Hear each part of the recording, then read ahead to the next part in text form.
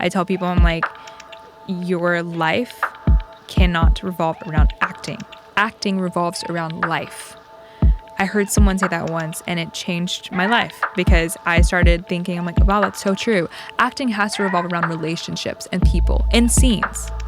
So if I want my work to be better, I actually do need to be surrounding myself with people, but also like because that is what life's about anyway. That's Gabriela Lopez, international beauty queen, seasoned actress, and producer. She has experienced it all in the quick ticket entertainment industry. In our conversation, we picked her brain about the creative process of an actor and how to be healthy in those artistic pursuits. She shares career-defining moments and how she has learned to rest on faith, not fear, as she deals with the ups and downs of the entertainment industry. Introducing the one-of-a-kind, Gabriela Lopez. Can you tell us a little bit about your brand and where it started, when you first realized that you wanted to pursue something creative and entrepreneurial as an actor? Wow. Well, that's loaded because I feel like when I first decided I wanted to act, I was 9 and I had no idea what a brand was when I was 9. I know I've always been drawn to darker things in life, like Tim Burton-esque type things, and Disney and Disney is like the complete opposite. I know, but Tim Burton does things with Disney. And It's the really dark, it's darker, the dark, but not dark. The dark side Yeah. of It's like Disney. a whimsical, hint of darkness. but It's the fact that every Disney movie is has based a off parent that is dead. well, also, yes, thank you. Yeah. And they're really They're like really twisted. creepy. Well, yeah, OG Disney is more, I feel like, twisted. Yes. OG, because like the original Mickey Mouse had like some strange, like fangs. And Kevin would know because he's a fine artist. He probably had to draw Mickey Mouse in his no, classes. you guys knew this, didn't you? No, actually, never knew that. No, this is great. I'm pretty certain Did you learn that in like your art there's class? some creepy Mickeys. Interesting. But like that idea of like kind of scary for kids is strangely common. Yeah. You know what I mean? Well, like all like the ring around the rosy. I mean, the baby cradle thing. All rocks, breaks. Rock All yeah. No, So the darker side of things is what has always been part of. yes, but you. not like obviously too dark. That's why I threw in Disney. So that's like it's like a mixture of like darkness, but also light and joy and color within the darkness. You like the deep nuances of life. Mm-hmm. And I think part of it has to do with how you were raised, what your Totally. dad, Yeah. his profession. Yeah, my dad You probably being- got to see a lot of interesting things that people at your age wouldn't normally see. Yeah, probably. Or hear stories. Or hear stories mainly. Like the the lobotomy. Yeah, my dad. Oh wait, it wasn't right there. Wait, was It's it on right the there? side. Oh, on the side. I right? was like, why do I feel like we just had this conversation? Yeah, Really did. for everybody listening in, that sound effect was made as Bria scratched the top of her eyelid. Well, it's because I think you got confused because I did take a you knife did. to my eye and you guys were like, watch out! Don't put it down. I don't think you were in this conversation, Kevin. That was Ashton Lear. Yeah, Oh, okay. but because they do perform lobotomies behind the eye now in Europe is what my dad says. That they still do it. Really? But my dad performed a lobotomy because he's, a very old psychiatrist. So Love you, Dad. yeah, I love you, Dr. Lopez. But anyway, so I was 9. So back to your question, I was 9 and I performed a reading contest at school, Willy Wonka and the Chocolate Factory, and I performed all the characters in the book at the reading contest. I memorized it all and I performed them to because again, Willy Wonka is that same whimsical thing. It's dark things are happening for Charlie, obviously, but there's like this hope and there's like this darkness and really kind of twisted nature to Willy Wonka, but yet there's like all this color and magic in it. And that's what I'm like really drawn to. So obviously I immersed myself in the characters and then I won the reading contest. All the kids are like, They were terrified. No, literally everybody in the front were crying.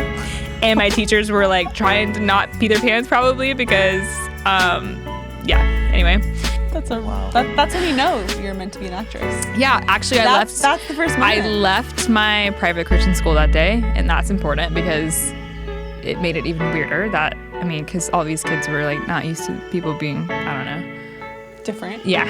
So I got in the car and I was like, Mom, I won the contest and I want to do that like more. She's like, well, that's called acting. And I was like, okay.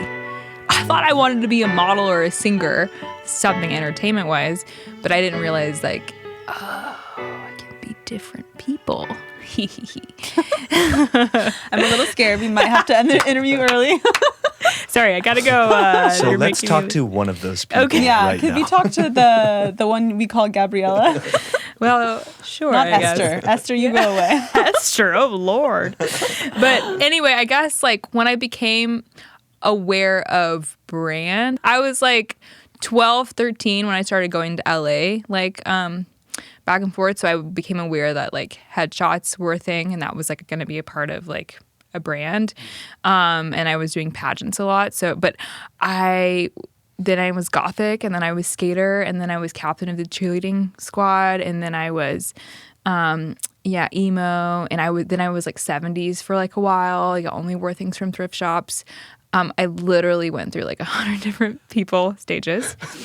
Well, I mean, yeah, so it was a joke sort of that like there's multiple people live inside of you, but do you feel like that was part of your like expressing yourself, that you like had sort of like character personas that you were exploring a little bit Probably. while you were growing up? Yeah, I think there's just so many different colors to my palette as a human that I couldn't pick one. And I think that has so much to do, back to your question of like discovering my brand, when I actually became a little bit more aware of it. I was probably, because I just realized we were in Tahoe, that I was looking at my notes and I was like, oh my gosh, I was trying to discover my brand when I was 20. So I started becoming more aware of it after I did my first film. Your first role was what? I booked one of the leads in ABC Family movie Teen Spirit, where I played Carlita, a mean girl. Did you realize what that how big of a deal that book was? No, I had no idea. So like take us through that. So I was trying to move to LA ever since I was 12, and then my dad was like, no, finish high school, and I was like, no, I'm devastated, I'm gonna become gothic. So I did. Whatever I was feeling is how I would. No, Dad. I'm gonna listen to Slipknot in my room and bang my head against walls. Slipknot. Yeah. Whoa. Okay. Yeah, it was weird. So I started doing plays at school, whatever, going back and forth. And then I told myself, I'm like, okay, well, when I turn 18, my dad told me that I can start. So when I turn 18, it's game on. So I decided to get an agent in Atlanta. I sent my pageant headshot, which is a big no to all the actors. If you're listening, do not do this. It might have worked. The tiara and the sash? Well, I did know not to do that. But if I could show that, if I had that picture right now, oh my Atlanta. No, I'm just kidding. Okay.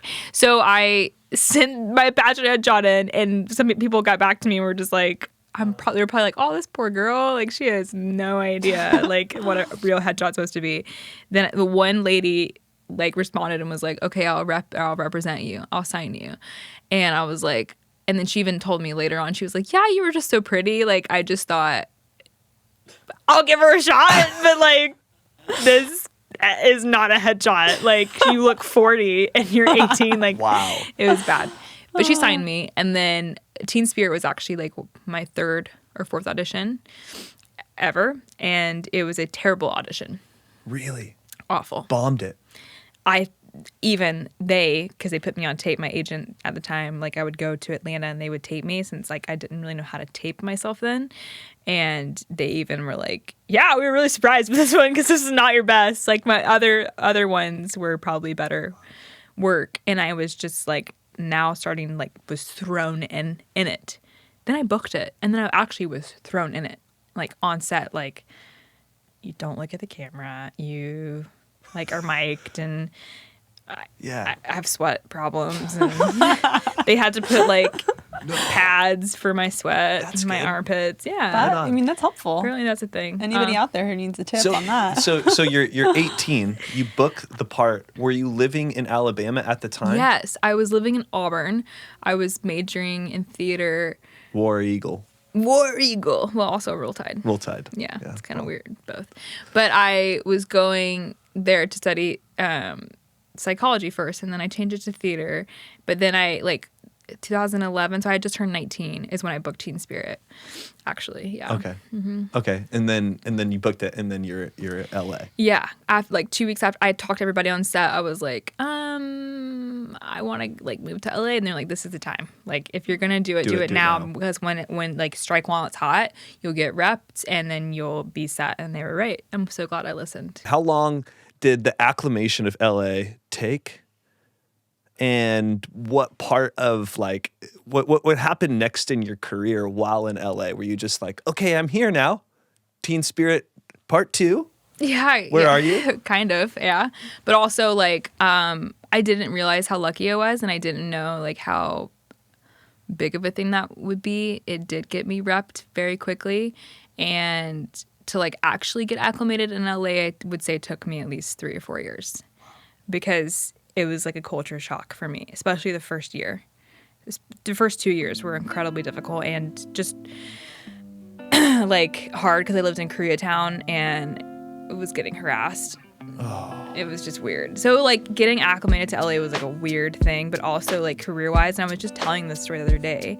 But there was an modeling agency I met with in my first week in LA for print modeling and commercial stuff. And she had me, first of all, you can't wear perfume or shake her hand. And there were signs all over her office that said this. And then I come in her office, and I couldn't even talk to her. She had a person at the door I had to talk to. And then she was come here. And then she told me to turn around, and she grabbed my fat on the sides of my body and squeezed it. And she was like, you're perfect from here down, but right here, you need to lose weight. Otherwise, whatever. And that was my first week in Hollywood. Oh, wow. How did that not become a huge deterrent? Yeah, deterrent. Or how do you stay for so long in LA and endure as a woman? Yeah. You know what I mean? Yeah. Well, because being on Teen Spirit, there were people that were telling us terribly awful ABC Family. Perverse things. No. While we were shooting the young girls on set. Yeah. So and what's cool is I can say all this now, in an interview, in a podcast, because that's the nature of Hollywood now.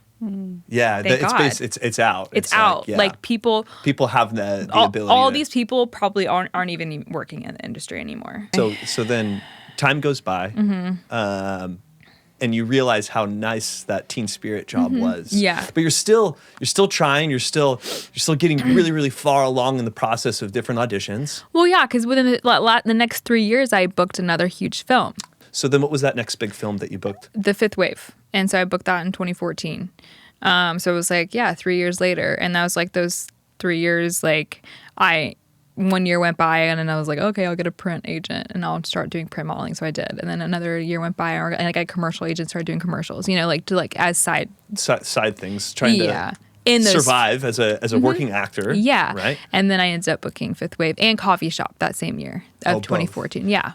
At that point, you now know what that means. Yeah. Right? Because you didn't know what Teen Spirit booking meant, but now you know what booking Fifth Wave. Yeah, because Coffee Shop, I was excited. I didn't know, I didn't. It's weird because sometimes you audition for something and you don't know. Fifth Wave, actually, I auditioned for it. I had no idea. I thought it was a movie on Sci-Fi Network. Oh wow. Yeah. I didn't know it was a sci-fi movie that was a novel and all this stuff. And when I had auditioned for it, and then once I got the call back, it was so quick. I didn't have time to look anything else up. And after the fact, when I was basically had booked it, I was looking it up with my friend Taylor Kalupa. Hey, shout out Taylor Kalupa. And she was like, Gabby, this is a book. It's a huge best-selling. Yeah, this is huge. And Chloe Moretz is attached to it as a lead. And I was like, what? Oh my gosh, my life's gonna change. So then the next year I got very close. I screen tested for a lot of pilots. Jane the Virgin, I think, I screen tested for that year, and then another pilot that got picked up, and actually one of my friends ended up booking, which was great. If anybody's gonna book it, I'd rather it be a friend. So as an actress, you only have so much control, right, over what roles you're offered, and you could be busting your butt and taking all of the classes and be the most qualified, and you could just be too pretty, right? And so it's interesting how in those types of situations, there's only so much you can do. And in the meantime, as you're continuing to get really close to booking things, and I know that you're doing some really cool things that we're excited about. We can't talk about or anything yet, but in that process, how do you feel like your perspective has changed in almost taking control a little bit of your own brand? Yes. So actually, it was in 2016 when Fifth Wave came out that I got super hyper aware of branding.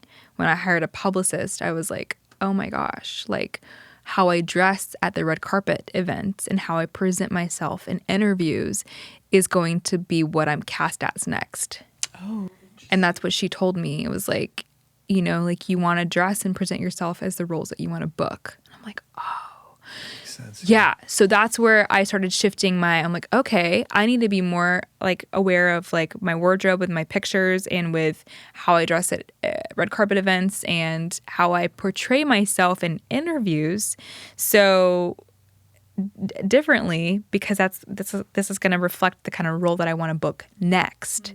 And maybe that might evolve and change over time as I book certain roles. But the same role that I wanted to book then, it's still the same now. So I've gotten further and further into that. I want to do A24 type indie movies and be the lead in those. I also love to do a Tim Burton film because, you know, I like that kind of dark style. But like stuff like that, just like an indie, raw, gritty, edgy kind of feel, but also like with humor and kind of like both of those things. So I've tried to dress myself more edgy and gritty and raw, and then at the same time, like still have the quirk and humorness in my interviews and presenting that too. Makes sense. Yeah. So that way I'm like showing like this is the kind of roles, the people that see me in the world, this is the kind of roles that I want to book. Totally. So yeah, and since then I've like tried, and I'm still trying, but like with Instagram and content and all those things to fall underneath that umbrella. And same thing with just launching my website, like in the beautiful pictures that were taken by you two. At OneKind Creative. Stop it. Good fun. But that like that is on brand for what I want to be doing. It does reflect a very indie A24 kind of style. So good things coming. Yeah.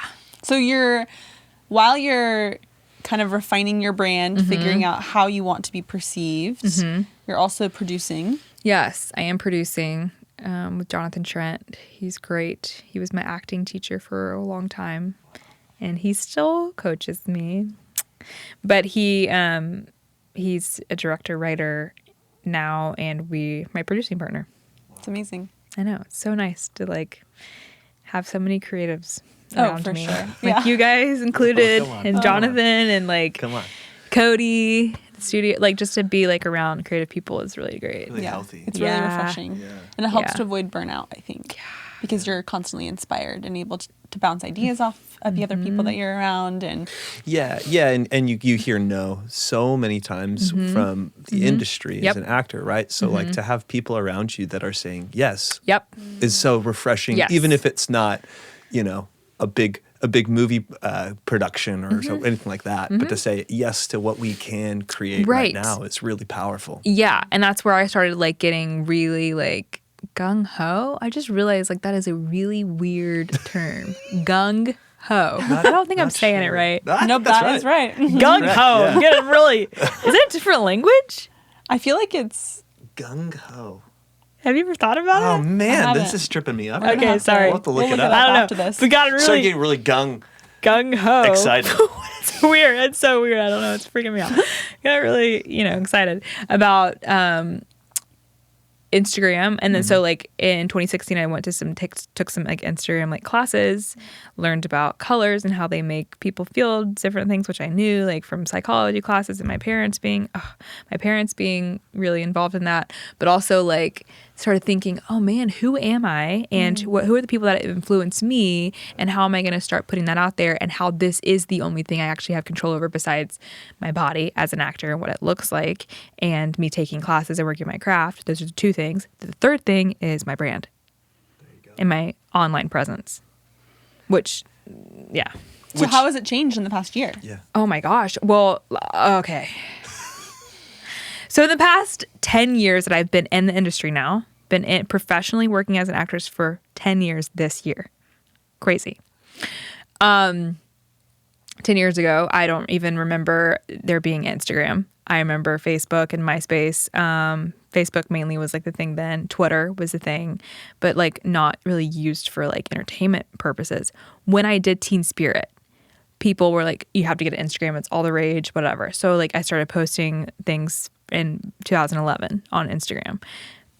I didn't know it was like going to become this tool. I've literally been a part, and because I've been in the entertainment industry for this decade, just for this decade. So I saw it from when it was like not affecting at all.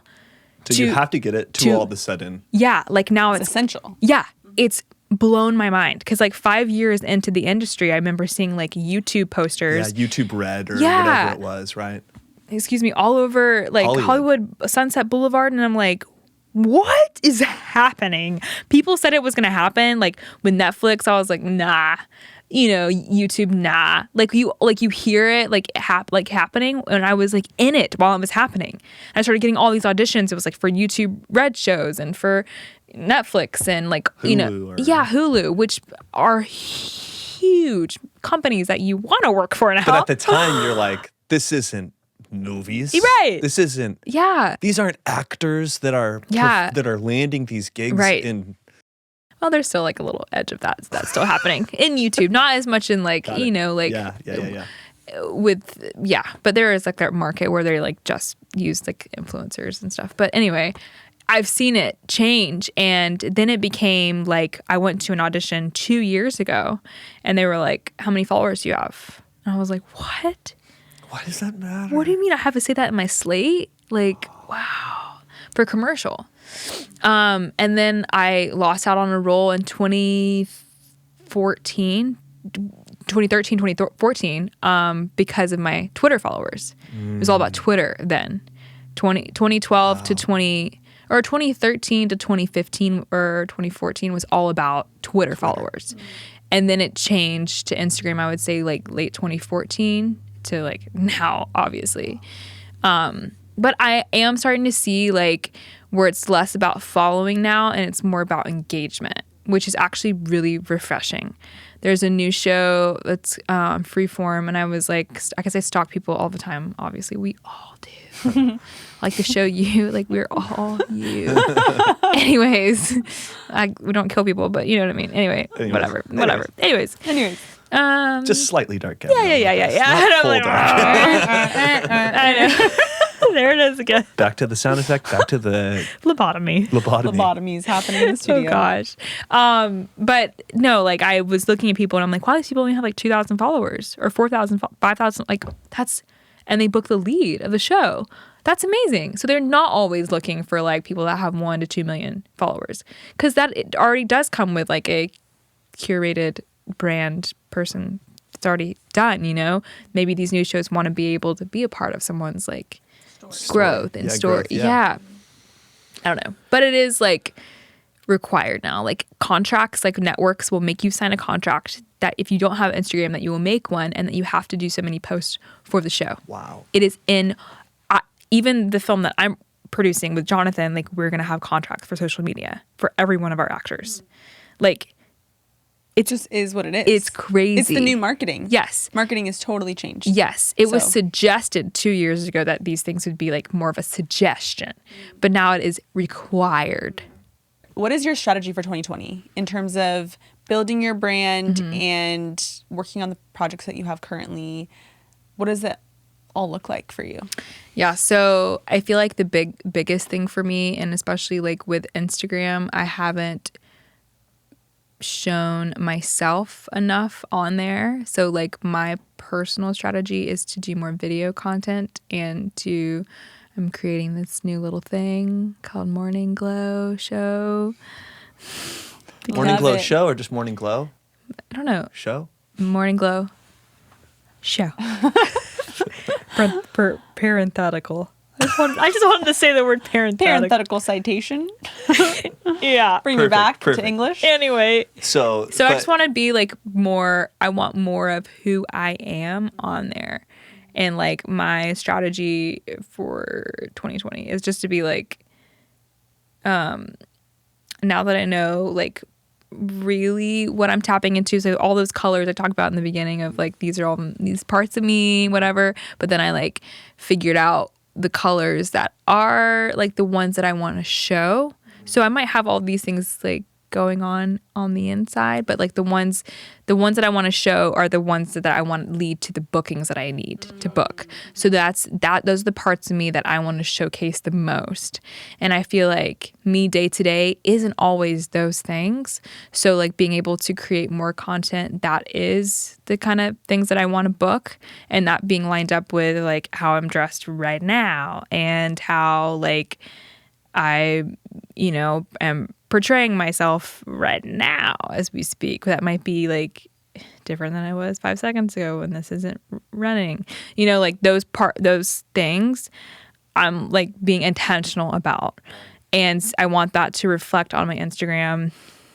While being authentic. Because Of course. you're tapping into a part of yourself Yeah. that is you. Oh, yeah. But like you're saying, as an actor, it's a very unique craft because you're wanting to attract the role, like certain types of roles. Yeah. I feel like as an actress, there are so many exciting opportunities that sometimes can feel like they're slipping away, right? And you're just continuing to work and work and work and put your blinders on a little bit, right? You kind of have to and not be looking around at all the people around you who have booked things or who are achieving their dreams. Yeah. And it can feel a little difficult, right? Oh, absolutely. So how do you protect and guard your heart against that? Yeah. And also just continue to find the joy in your craft? That's a really good question. How do you protect the joy? Protect the joy. So, I mean, I feel like putting the blinders on has been difficult because you want to look and see like what other people are doing that works. And you think like maybe if I do that, it'll work for me too. But then I also like, because I've always done, I like to do that research on people that are really successful. I'm like, okay, what do they do? And like, do I have to do that? But then I realized like I knew this, but you can know something and then not like know it. Right. But that I felt like I was, especially like in the past couple of years, I feel like I was really doing that because things were slowing down for me. After my mom passed away, I was like, then I was looking around like, well, is it because of this? Like, what do I need to do differently to make this happen, make this work? So truthfully, prayer and being able to just like come back to my calling and my purpose and just have faith in that and know like if I'm supposed to be doing this, I'm going to be doing it. That's really like what helps me put the blinders on. And also like maybe unfollowing people on social media. I've had to unfollow a few people where I'm like, I don't need to be looking at this anymore. It's not bringing me like, I'm just comparing myself, so being more protective in that way. But also like putting the focus back onto my own life and what God is doing in my life. I think that's been great. And you've had some really cool, like even just serving in service projects. I mean, you've done so many cool things, like with reaching out to other people who are less fortunate, and just like, I don't know, you're such an amazing human being, and you are an actress, but you have so many other layers clearly. And so I think it's so good for actors probably to know that even if acting is your bread and butter and that is like your passion, to be able to surround yourself in community and to continue to put yourself out there in real life and meet people and be inspired and say yes to parties or get up or, get-togethers or go to church or, just have a life outside of this craft because I feel like it can feel so probably all-consuming. Yes. But you need to have the healthy... A huge point. And I didn't realize that. And I talk about that a lot as a acting teacher. I tell people, I'm like, your life cannot revolve around acting. Acting revolves around life. I heard someone say that once and it changed my life because I started thinking, I'm like, wow, that's so true. Acting has to revolve around relationships and people and scenes. So if I want my work to be better, I actually do need to be surrounding myself with people, but also like because that is what life's about anyway. Right. You know, but as an artist, you know, the spiritual work that you have to do on yourself as an actress and as an actor, I think, and emotional work. I guess I should say more emotional work. If you do the spiritual work, then it's going to be better, but not everybody does that. But the emotional work that you do, you come to a place in yourself where you feel like so confident and secure in that, but also like you know your instrument really well. So I feel like that's where the joy comes, because even when you're doing really dramatic work, in the beginning can be really daunting and kind of scary and dangerous. And if your life is revolved around acting, you don't have people supporting you and you get lost in a role, you can die. Warning. So I do heavily believe in taking care of yourself and your emotional and mental well-being. So I feel like once I got to that place in myself of being mentally and emotionally strong and spiritually strong, especially after losing my mom, like it took me a while to get back up on that again, thanks to therapy and lovely friends and support. And now I feel like the joy, I can bring the joy back. You know what I mean? Because I felt for a little bit when stuff like that happens, it's hard to like have the joy in the craft. You know what I mean? So my advice for people is to make your life full of people you love. And that's really the most important thing, is that make sure you're surrounding yourself with people. So many people move away from their loved ones to move to LA and do that, which I did. And you lose that relationship sometimes, you know, and you miss out on those moments with what actually is going to fuel your work the most. And what I have seen in my research of stalking people and looking at people that are successful is that a lot of times their parents or family move with them to LA. So they have that. Yes.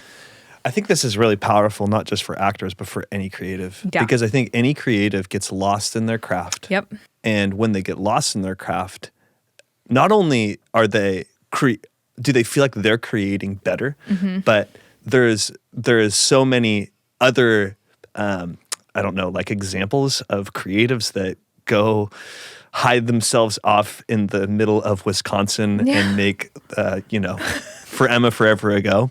That's a Bon Iver record, but that like they isolate themselves and then they like kind of torture themselves within that, believing that that's going to produce a better art, right? Yeah. We glamorize this like dark side of the creative process when at the end of the day, why? And is it worth it? Is the art really better? Even though I love that album. Yeah, so. I'm like, it's an interesting, interesting example. I love that album. I know. He did a great job. But Bon Iver has talked a lot about like how important community has been, because he's like literally like gone through so much stuff, right? So any creative can vouch for this, that like at the end of the day, protecting your joy does not happen so easily when you're looking at a mirror and it's only you in the room, right? Protecting your joy happens when you surround yourself with people that you love, and your life becomes less about you, and more about like them. Yes, and that is the definition of art to me personally, is that it's not about you. It's a service to the audience, to the viewer, to the eye of the other person that you're sharing it with. So like on a really deep level, like everything that I do is for the audience. And like in my expression of that too, it's for how I want to change and impact people. Same thing, I'm sure, as like a fine artist, you know, like a piece of art on the wall, like as a, you know, person looking at this, I want to feel something. And that's why they created it, was for me to share in community. So that's people who are selfless, artists who are selfless have that perspective. But I would say that a lot of artists don't view it that way. Would you agree? Yeah. Well, I mean, you went to art school. Yeah. Well, I think it's a mixed bag because as an actor, it's like being authentic. You do need to do something that's true to yourself and not just do something for Well, there's therapy, but keeping others in mind. Yeah, there's a very therapeutic thing that happens when you're creating, where it's like you doing it for yourself because you get something out of it is like a part of the creative process. Right. You're like honoring the gifts that you've been given. Of course. But it can very easily become a cage, like a jail. Yeah. Because it's like the inner critic also lives inside that same space. And when it's just you and your inner critic, like those are some wars that we don't like to talk about, right? Right. Because I mean, I did that in the first few years I lived in LA. I completely immersed myself into studying about acting and studying people and human behavior. And I literally didn't talk to anyone. Like I would see people sometimes and then I would be around like a lot of people and I literally didn't even know how to have a conversation. Like I was so focused on making acting my entire life that I completely shut out like having a community. And I wonder how much of LA is that way. Oh my where gosh. You're like, you're not alone. It's not like you're the only one that's sitting down doing the airport game where you're watching people and being like, that's this person, that's this person. They're all doing it. I know. And that's the thing is like where I feel like a big part of my mission in a sense is for people that are wanting to start acting like or be in the entertainment industry or that are in the entertainment industry is that is a myth. That because people believe that if you isolate yourself, you are going to create better art because people have done it. Right. That is not true. Like, just because, what's his name now? I can't think of his name. Daniel Day-Lewis. Daniel Day-Lewis. Oh, thank you. I was like, Daniel Hawks Booth? I'm like creating like 3 different people and putting them together. Anyways, Daniel Day-Lewis lives like with his family, but he's a carpenter like somewhere, but he's completely isolated from LA.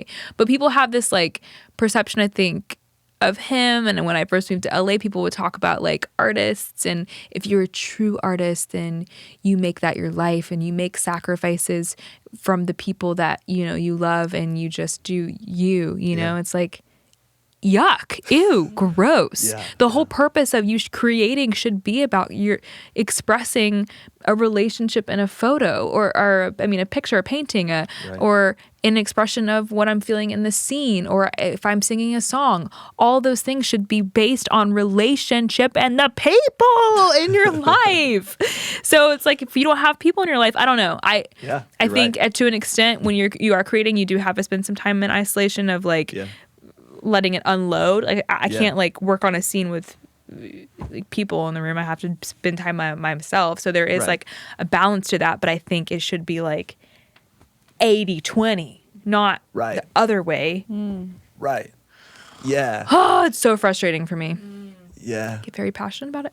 The healthy creative is a bit of an oxymoron, right? Like and unfortunately, the more we glamorize the dark parts of loneliness and isolation and like I think of the songwriter writing like sad music and listening to sad music and like kind of ruining all parts of their life and their relationship for the sake of art. Yeah. I think of that and I think it's a lonely existence. do you really want that? And there are people that do that on purpose in LA. Like they ruin and sabotage their relationships with their friends and people just so they have something to put into their acting. Oh, how pitiful is that? It's like living a shell of a life. Yeah. So anyway, what would your biggest tips be for, besides that, for other actors? Because I know that you are teaching and you have a lot of students who are learning so many amazing things from you. So how do you start it off? I feel like, that's actually what I start with. Every time I have a new student, I tell them acting's not about you. Don't look in the mirror. Don't practice in the mirror because you're making it about you. And don't make your life about acting. That's my first thing I tell them. Wow. And they were like, okay. Well, because I just want their mind set to be right before they get into it. You know what I mean? That's like the most important thing to me, that they understand that this is a service and we are here to serve people. And if that's not why you're here, then you don't need to be doing this. That's really good. Yeah. And I'm really passionate about that just because I don't know. I was in the opposite end and it was hurting me. Yeah. And it was lonely and it was awful and it was damaging to my existence. Like that's not what we were created for. Anyway, I'm done with that. So, but I encourage them, if they're children, to do a monkey dance. If they're not, they hump the air. Can you demonstrate? I can't get up. I've literally seen people posting and tagging you in this. I know. In this pre-audition. It's a book that I will write one day called Hump the Air by Gabriela Lopez. So basically it has to do with getting out all of your nervous energy. And you have to make a weird face. Being silly. Yes, but I see this is part of my brand already. Yeah. See? Like you don't even know that I'm branding myself while I'm branding myself, you know? I'm slipping it in there. Anyway, but I feel like the other part that is not talked about in acting too is like that your headshots and again like your website presence and your social media as an actor needs to reflect who you are and the work you want.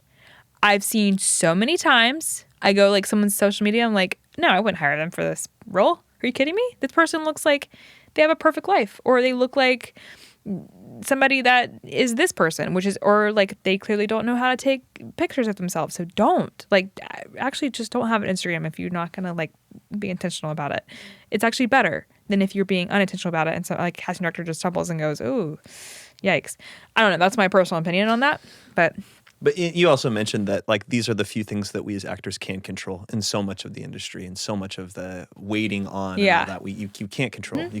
You can't control even what happens even after you've booked the dream fifth wave gig. No. And it doesn't land like it says it's going to land. It doesn't propel the career like it says it's going to propel the career. Right. And like I've talked to you guys recently is I'm close to a couple roles right now as we speak to big roles, and I don't know like what's going to happen, but all I know is that they are going to look me up. They're going to Google me, and they're going to look what's on Google. And the only power I have over that is what's on my Instagram, what my pictures on my IMDb look like, and on my Facebook or whatever. And think about any job that people go out for now. They go look at your social media and Facebook. Obviously, they're going to look at it even more for entertainment. I think people kind of forget that, or like that their website or whatever is out there is what they're going to see, and that's going to make or break it. Yeah. It's always an honor. Yeah. And we are blessed to be friends with you. And talking more than with friends. You. And to be watching your journey and to be part of that journey. Mm-hmm. And to watch not only that journey for your sake, but the journey for the sake of all the other people that watch and follow you. We feel blessed and honored. Yeah. Thanks, guys. I'm blessed and honored to have you guys in my life. But also I'm excited because we should do this again later this year. Yeah. Because I will have learned a lot. From the potential. So here's for part one. This is part one. This is just see you soon. Yeah. See you soon. Yeah. Where can people find you on Instagram when they're trying to follow your journey and see all your cool moody pics? Yeah. That you guys take. Yeah. So they can follow me at Gabriela J. Lopez on Instagram, Twitter, on Facebook. It's at official Gabriela Lopez. On TikTok, hopefully it'll be at Gabriela J. Lopez, and my website is at GabrielaJLopez.com. So everything is Gabriela J. Lopez. There it is. Yeah. Hey, thanks for listening. Don't be a stranger. Hit the subscribe button and let us know how you enjoyed the episode in a rating on the podcast app or in the comments